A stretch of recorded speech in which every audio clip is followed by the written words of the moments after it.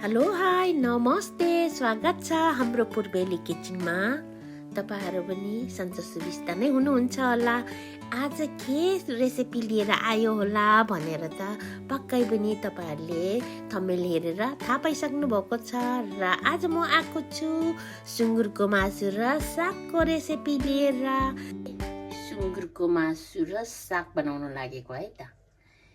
एकदमै सजिलोसँग सुँगुरको मासुलाई चाहिँ थोरै मैले उसिनेर पानी फालेको छु र काटकुट गरेर राखेको छु। सुकेको खोर्सानी हालेर प्याज र लसुन टमाटर हालेर चाहिँ बनाउने छु। अनि यहाँ चाहिँ मैले साग लिएको छु है। अब यो सुँगुरको मासु र साग भनेपछि त मन नपराउने थोरै नै होला है। मलाई पनि अति मन पर्छ। अब बनाउन सुरु गरौँ है त। मैले चाहिँ काटकुट गरेर सबै रेडी पारेको छु।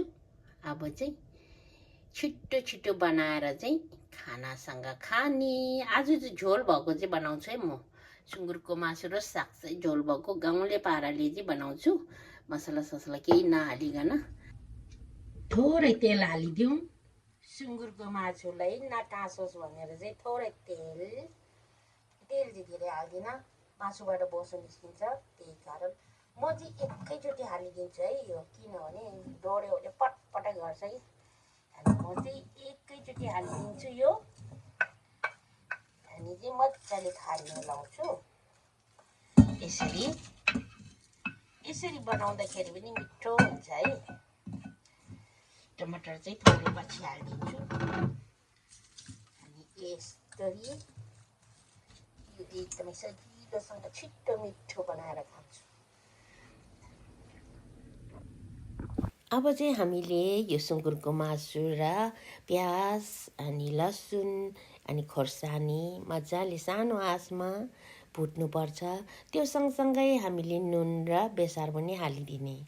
नुन चाहिँ थोरै कम्ती हाल्ने, किनभने मासु पकाउँदाखेरि पनि मैले नुन हालेको थिएँ र मैले नुन र बेसार पनि हालेँ र मजाले यसरी चलाउँदै सानो आँचमा यसलाई फ्राई गर्ने।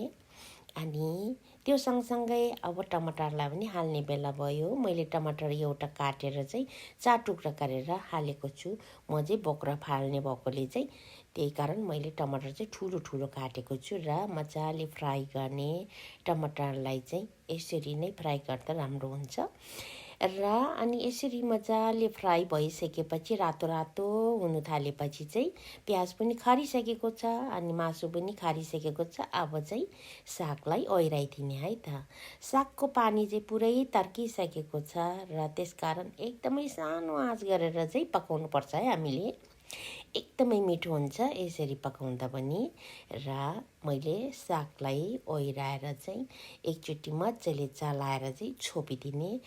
अब हामीले चाहिँ जति सक्दो सानो आँचमा पकाउनु पर्छ। साग चाहिँ पानी तर्केर एकदमै राम्रो भएको छ, त्यही कारण थोरै पानी चाहिँ हाल्नै पर्छ। किनभने तर मासु चाहिँ कराईमा डढ्छ भनेर, कराईमा डाम्छ भनेर चाहिँ थोरै माथिबाट पानी हालिदिने अनि छोपेर मजाले सानो आँचमा पाक्नु दिने, बाफमा पाक्नु दिने।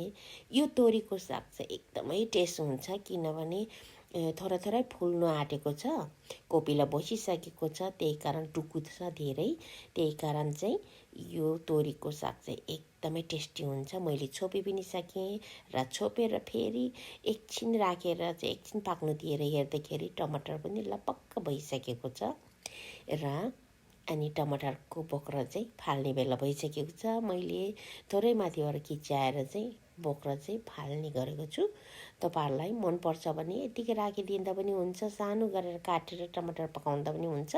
र मलाई चाहिँ बोक्रा मन नपर्ने भएको हुनाले चाहिँ ठुलो ठुलो पिस गरेर काटेपछि बोक्रा फाल्नु सजिलो हुन्छ भनेर चाहिँ अब मैले चाहिँ त्यसरी पकाउने गरेको छु। र तपाईँहरूको चाहिँ आफ्नो इच्छा अनुसार टमाटर सानो काट्नु भएर बनाउनु भयो भने हुन्छ र ठुलो मैले जस्तो गरेर काटेर बोक्रा फाले पनि हुन्छ। तपाईँहरूको इच्छा अनुसार पकाउनु सक्नुहुन्छ। र तर जे भए तापनि खाना बनाउँदाखेरि चाहिँ एकदमै पेसेन्ट लिएर भन्नाले अब सरी मैले होइन फेरि बिचबिचमा त्यसरी मिक्स गर्दाखेरि चाहिँ कस्तो कस्तो लाग्दैछ मलाई पनि अब आफूले चाहिँ एकदमै ध्यान दिएर खाना बनायो भने चाहिँ खाना पनि मिठो हुने र अनि अब हेर्दा पनि राम्रो मिठो पनि मुखमा पनि मिठो हुने हुन्छ र अब मैले चाहिँ टमाटर लगभग टमाटरको बोक्रा चाहिँ फालिसकेको छु यो रातो रातो देखेको चाहिँ तपाईँहरूलाई थाहा छँदैछ सुकेको खोर्सानीको टुक्रा हो सुकेको खोर्सानीलाई चाहिँ टुक्रा नखिचाउने फेरि मैले थोरै छोपेर अलिकता बाफमा पाक्नु दिएँ र अब चाहिँ दाल छ भने चाहिँ यतिकै सुक्खामा खाने र दाल छैन र आज झोल तरकारीसँग खाने हो भने चाहिँ आफूलाई चाहिने जति झोल हालेर चाहिँ मजाले चाहिँ पकाएर चाहिँ तातो तातो एकदमै 5 अमलट स्वाट्ट डुबाएर चाहिँ तातो तातो खानासँग तातो तातो झोल सुँगुरको मासु र सागको झोल खाएर चाहिँ जिउ तताउने गर्ने हो आज यो मेरो डिनर हो र तपाईहरुलाई कस्तो लाग्यो यो भिडियो र यदि राम्रो लाग्यो भने चाहिँ लाइक शेयर कमेन्ट सब्स्क्राइब गर्नु चाहिँ नभुल्नुहोला र धेरै नै राम्रो लाग्यो भने आफ्नो साथीभाइहरूलाई इष्टमित्रहरूलाई पनि शेयर गर्नुहोला है त फेरि मैले चाहिँ झोल हालेर उमाल्ने अब चाहिँ मलाई चाहिने जति झोल चाहिँ ठिक्कको भएको छ म चाहिँ यति झोल राखेर चाहिँ खानेछु आज मेरो लागि झोल यतिले पर्फेक्ट हुन्छ र एकदमै दबदबाउँदो झोल भएको छ एकदमै धेरै पनि होइन थोरै पनि होइन ठिक्कको झोल भएको छ अब चाहिँ हेर्नुहोस् त हाम्रो सुँगुरको मासु र तोरीको सागको डुक्कु चाहिँ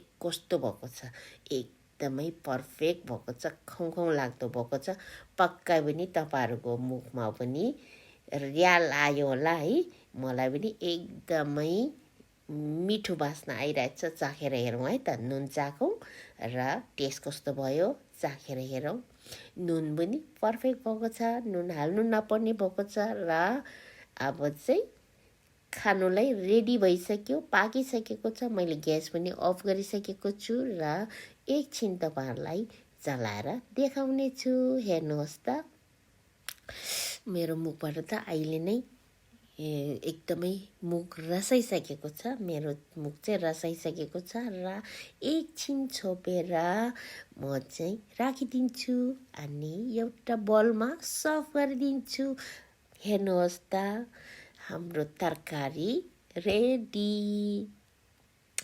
अनि हाम्रो तरकारी चाहिँ रेडी भएको साथसाथै मैले चाहिँ बलमा सर्भ गरेर राखेको छु र खाना पनि पस्किसकेको छु खानाको साइडमा पनि हालिसकेको छु कस्तो लाग्यो यो भिडियोलाई लाइक शेयर कमेन्ट सब्स्क्राइब गर्नु चाहिँ नभुल्नु होला अर्को भिडियोमा फेरि भेट्ने नै छौँ बाइ बाइ